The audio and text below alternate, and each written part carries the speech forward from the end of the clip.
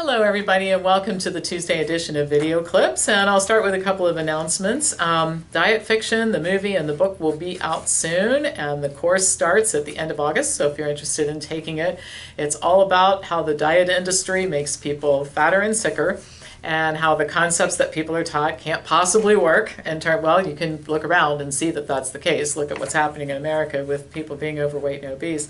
Remember that August 31st, which is not that far off, I can't believe it's going to be Labor Day soon, but that is the cutoff time for all package offers currently on the table. So if you're thinking of signing up to be a certified health educator, or taking our nutrition educator program, or diet and lifestyle course, food over medicine chapter leader, all of these things that have packages involved, you have until the end of the month to figure that out. Remember, if you are a member of Wellness Forum Health, we've added 6 conversations with Pam sessions per year. They're live and interactive. You can submit questions in advance and listen to the recording if you can't be on the call live. But if you're a member of Wellness Forum Health and you're not plugged into these conversations with Pam sessions, opportunity for you to get a lot of questions answered and that sort of thing. So call the office or send me an email, pampopper@msn.com, and we'll get you routed to the right person who can give you the dates and that sort of thing. Remember also, conference tickets for fall go up at the end of the month. August 31st is the cutoff day for a bunch of stuff. So the cheapest the conference will be is right now, because August 31st the prices go up. Phenomenal weekend. Go online at wellnessfarmhealth.com. See what the conference is all about. It will knock your socks off. It's the cheapest conference in the whole country. And you get the biggest bang for your buck. The people who speak at our conference don't speak at other conferences around the country. You really only hear them at our conference. We are going to have Peter Bregan in Columbus, Ohio again. 2 things. If you live in the central Ohio area, do come on Thursday, September 20th. We're going to do our monthly dinner, and then the Q&A is going to be done by Dr. Bregan and I. So you don't want to miss this. It's a free dinner. We do it every month, but it will fill up fast because Dr. Bregan is going to be a guest speaker. And then the 21st through the 23rd, we're going to be filming some lectures for our new program, The Heart of Being Helpful. So if you want to learn to be a better, more centered person, deal with your past and emotional issues and all that sort of thing, you want to join us for that weekend. It's going to be absolutely amazing. You will be very glad you did it.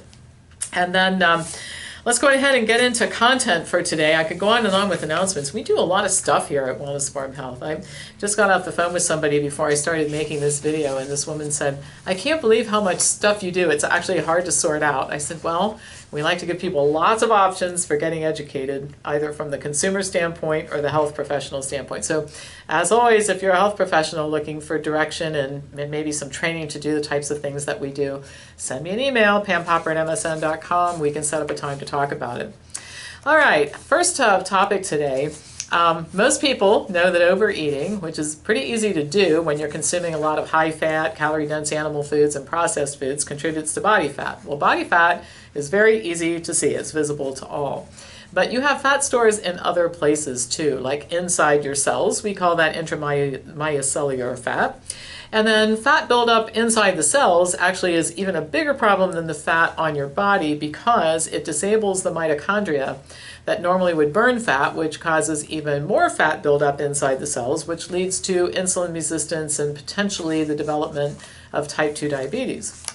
Well, in addition, fat develops around the heart, in the liver, and in the pancreas. And both dietary fat and the accumulation of pancreatic fat contribute to the development of beta cell dysfunction, which can also trigger insulin resistance and the development of type 2 diabetes. Well, beta cells are the pancreatic cells that produce insulin, so that's why damage to those cells is extremely problematic.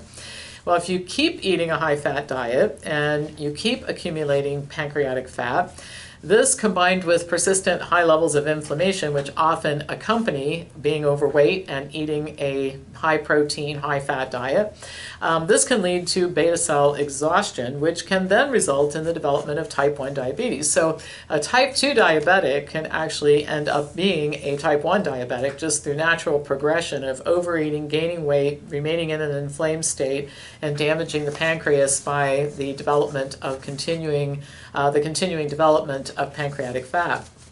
Well, any excuse to promote exercise.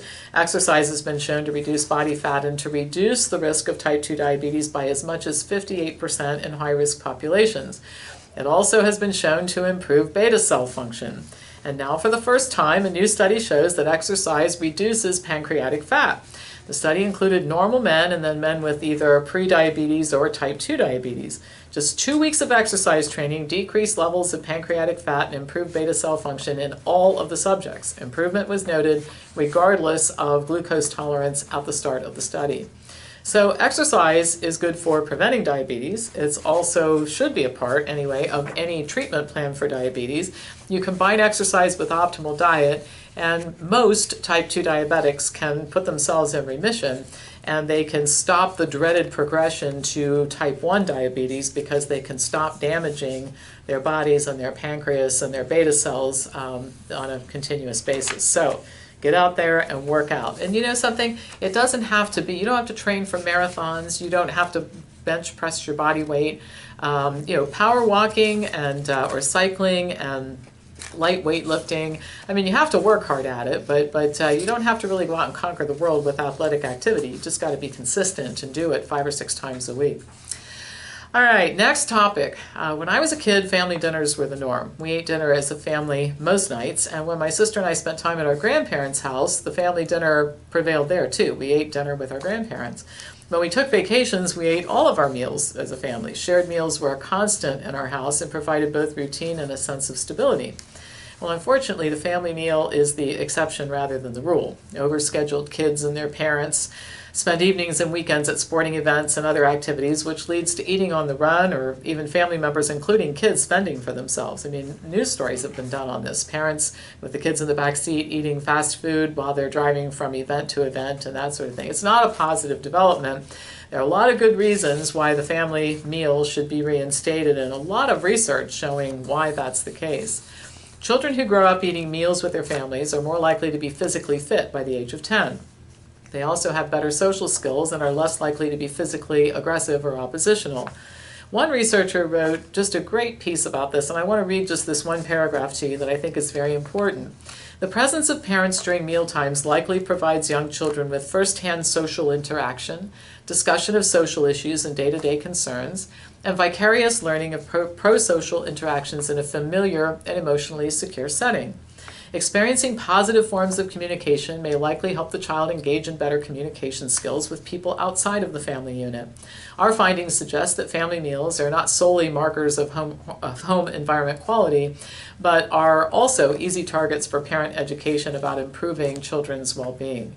So that's not the only study. I mean, studies show that adolescents who regularly eat with their families are less likely to use tobacco, alcohol, or marijuana. They're less likely to be depressed, they're less likely to attempt suicide, and they have better grade point averages than adolescents who share fewer meals with their families.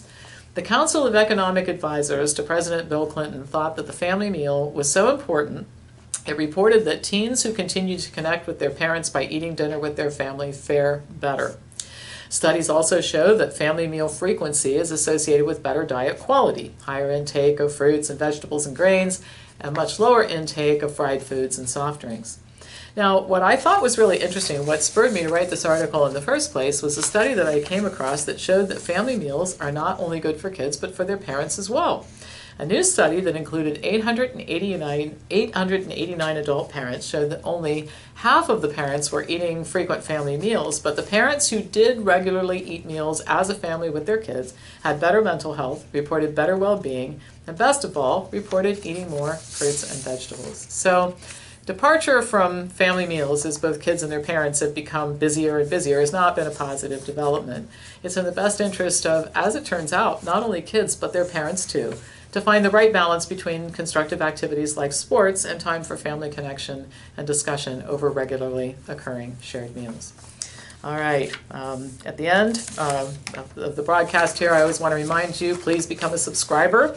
You can click on the subscribe button and also on the little bell that's by that so you can be notified as we post new videos. We're going for 25,000 subscribers, and then we're going to have a drawing for a $200 gift certificate, and then we're going to have benchmarks to keep the gift certificate values going up. So tell other people about this video channel, this YouTube channel, and become a subscriber, and you'll get closer to being put in the drawing for the $200 gift certificate toward our educational programs. All right, that's all for today. I will be back to you on Thursday with more news, and as always, pass this on to anybody who you think would enjoy watching it.